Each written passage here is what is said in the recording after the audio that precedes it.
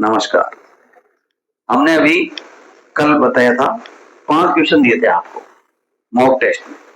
तो 5 क्वेश्चन में आपको ऑप्शन देना है, उनका उत्तर देना है। हमने पहला क्वेश्चन था, उसका उत्तर आज हम बता रहे हैं पूरी डिटेल के साथ, केस लीडिंग केस के साथ। तो कोई उपपत्ति गौर कहलाती है, यानी ग्रीवियस हर्ट, गंभीर चोट कौन सी कहलाएगी?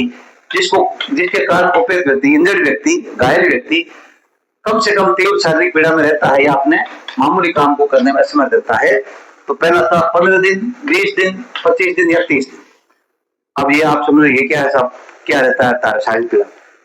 तो सेक्शन 320 आईपीसी और सेक्शन 116 बीएनएस में ये डिफाइन किया गया, परिभाषित किया गया, एसेंशियल एलिमेंट्स बताए हैं कि इन परिस्थितियों में घोर उपपत्ति मानी जाएगी, गंभीर चोट मानी जाएगी। किन किन परिस्थितियों में वो चोट, कौन सी घोर उपपत्ति मानी जाएगी?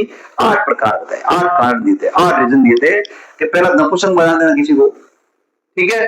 दूसरा उसके अंग भंग, कान, आंख, नाक, कान ये काट देना, अंग विच्छेद कर देना शरीर से, हाथ पे, ऐसे करके 7। और चौथा है, मतलब लास्ट का है, अगर ये अंग भंग भी नहीं हुआ है लेकिन वो कम से कम कितने दिन, 20 डेज, 20 दिन अगर किसी अस्पताल में भर्ती रहा, हॉस्पिटलाइजेशन रहा है, तो वो गंभीर उपपत्ति मानी जाएगी। हॉस्पिटल में रहना जरूरी है, घर पे कहते मैं तो 2 महीने अपना से नो। तो ऐसी स्थिति में इसका उत्तर क्या हुआ? 20 दिन, यानी बी। तो घोर उपपत्ति को परिभाषित किसमें किया गया? धारा 320 आईपीसी में और 116 बीएनएस में। तो इसका आंसर यह हो गया, ठीक है। दूसरा क्वेश्चन का उत्तर है अपन कि कोई बात अपराध नहीं है जो कम आयु के शिशु द्वारा की जाती है। तो 4 ऑप्शन दिए थे, 8 वर्ष से कम वाला, 10 वर्ष से कम वाला, या 7 वर्ष या 12 वर्ष। हमने आपको पिछले कई दिनों पहले ये बताया था, जनरल अपवाद, साधारण अपवाद बताए, जनरल एग्जेप्शन बताए थे आईपीसी के तहत, धारा 76 से लेकर 176। तो उन अपराधों को, उन कार्यों को अपराध नहीं माना गया है, अपवाद माना गया है। तो इसमें 7 वर्ष के लड़के के द्वारा किया गया कोई भी कार्य, चाहे मर्डर भी है, चाहे गंभीर चोट है, अपराध नहीं माना है। उसमें कौन सी सेक्शन में? धारा 82, 82 में। इस अपवाद का वो बेनिफिट लेगा, क्यों? तो बच्चा है, क्यों माना गया? 7 वर्ष से कम शिशु माना जाता है, शिशु का मतलब उसको अबोध है, न तो कानून का नॉलेज है, न उसका इंटेंशन है, उसका आशय उसको पता ही नहीं होता।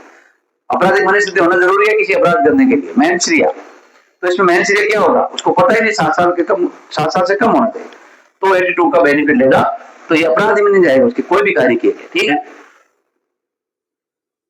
तीसरा हमने क्वेश्चन आपको दिया था, क्या आदमी जो भारत का नागरिक है, युगांडा में जाके मर्डर कर देता किसी अन्य देश के अंदर व्यक्ति का, और वो दिल्ली में पकड़ा जाता है, तो उसकी ट्रायल, उसका विचारण कौन से न्यायालय में, कौन से देश में चलेगा? पहला युगांडा में जहां उसने मर्डर किया, या दूसरा जिस देश के आदमी की मृत्यु हुई है, मर्डर हुआ है, उस देश में, या तीसरा इन दोनों में से कहीं भी चलेगा, युगांडा में चल सकता है, या चौथा दिल्ली में।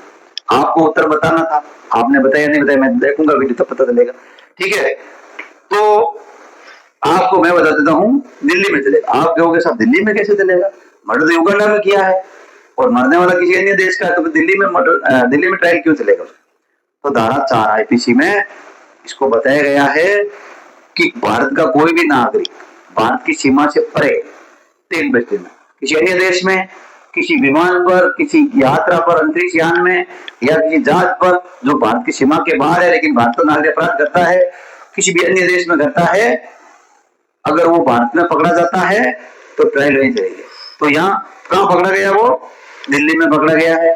तो सेक्शन 4 ये कहती है कि उनकी ट्रायल हिंदुस्तान में चलेगी। इन पर वो जजमेंट भी आए सुप्रीम कोर्ट के, मैं बताता हूँ आपको।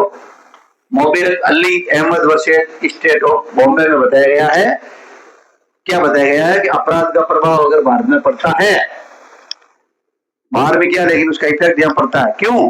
क्योंकि वो उस मर्डर को भी भारत के कानून में 302 में बशर्ते दंडनीय माना है। इसलिए भारत का नागरिक उस पर चाहे यहाँ करो चाहे बाहर करो, वो यही चलेगी, उनका अपराध यही माना जाएगा। तो उसमें भी ये माना है कि उस अपराध का प्रभाव है भारत में पड़ता है, इसलिए वो यहाँ ट्रायल चलेगी।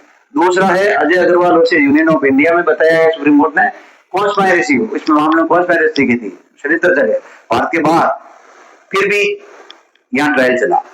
तो इसलिए सेक्शन 4 है कि भारत का नागरिक जो भारत की सीमा से बाहर करता है, किसी पोत पर, किसी विमान पर, किसी अंतरिक्ष यान पर, या किसी अन्य देश की सीमाओं में, लेकिन वो भारत का नागरिक है तो यहाँ भारत में आता है तो उसका ट्रायल और विचारण और कन्विक्शन यही होगा। ठीक है। और चौथा क्वेश्चन हमने बताया था, आप पूछा था आपसे कि आईपीसी में, भारतीय दंड संहिता में कितने प्रकार की व्यपरम यानी कितने बताए गए। तो ऑप्शन थे 1 2 3 4।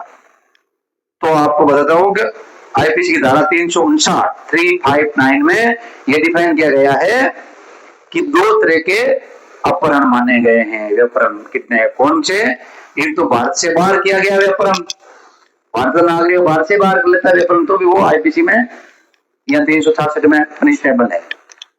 इन 359 में तो डिफाइन किया है दो प्रकार, भारत से बाहर का व्यपहरण या किसी के विधि पूर्वक सुरक्षता से, किसी गार्जियनशिप से उसको किसी का किडनैप बनेगा, तो ये आ गया आपके बी ऑप्शन आ गया 2। कितने व्यपहरण बताए आईपीसी में, 2 प्रकार। अपना नेक्स्ट क्वेश्चन था, लास्ट क्वेश्चन 5वां था कि विधि विरुद्ध जमाव के लिए कम से कम कितने मेंबर होने मैंडेटरी है, कितने सदस्य होने आवश्यक है उसका प्रारूप कार्य करने के लिए, तभी वो विधि विरुद्ध जमाव माना जाएगा। तो ऑप्शन थे 7 5 10 6। तो आपको बता देते हो कि धारा 141 आईपीसी के तहत इसको बताया गया है, परिभाषित किया गया है कि कम से कम 5 व्यक्ति होने चाहिए विधि विरुद्ध जमाव के लिए, उस जगह उपस्थित होना जरूरी है। उपस्थित नहीं है, 4 ही है, तो 5 बार अगर 5 बार तो वो 120 में भी में आएगा, लेकिन यहाँ इसमें नहीं आएगा। तो इसलिए विधि विरुद्ध जमाव के लिए कम से कम कितने 5 मेंबर होने चाहिए, और प्रत्येक मेंबर उस अपराध के लिए दोषी होगा और उसके लिए वो दायित्वाधीन होगा। वो तो कहेगा साहब लाठी मैंने मारी नहीं, एक ने मारी, मैं तो पास में खड़ा था, लेकिन आप आए कि कॉमन ऑब्जेक्शन, ऑब्जेक्ट यानी सामान्य उद्देश्य है, तो इसलिए तो इनको 141 में परिभाषित किया गया है, कम से कम कितने होने चाहिए 5 मेंबर। ओके हो गया। अब आप अपना मिलान करोगे आपने कौन कौन से उत्तर सही दे दिया। ठीक है, ओके।